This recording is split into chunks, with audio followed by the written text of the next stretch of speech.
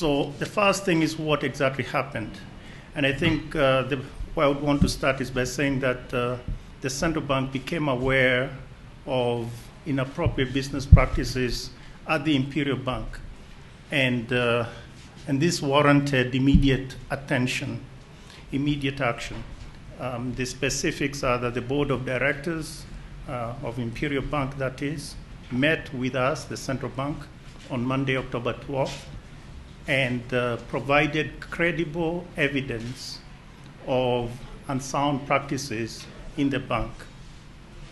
And I would suggest that the evidence here is, I would say that the evidence suggesting loans being granted outside the established procedures and that do not appear to have been reported appropriately.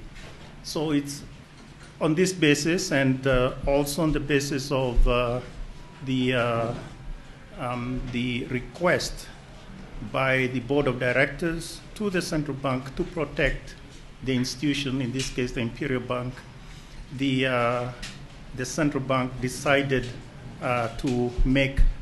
decided to move as you all know. Obviously, in the first instance, the central bank welcomes this self-disclosure by the board of directors. I would like to emphasize that the CBK had to act immediately, not only because it needed to protect depositors and creditors, and indeed the rest of the banking sector, but also for other reasons, because as you know, the next day, October 13th, there was a bond, Imperial Bank's corporate bond, which was to be introduced to listing and trading on the Nairobi Securities Exchange, and of course on the basis of the petition by the directors. So there wasn't much of a choice in the matter. This particular case is unique, but it also brought to the fore some weaknesses that need to be addressed urgently. And I think the first one is the question about the quality of CBK supervision. How did we miss this in our surveillance? And I think the point here I would want to say is that we need to know what happened. Of course, we need to act quickly to strengthen our bank supervision. This is important as it is urgent.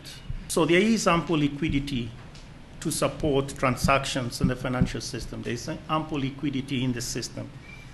We are watching and expecting to see these normal transactions. We would insist also that we expect the banks will be recycling liquidity in the system, so they can lend amongst themselves.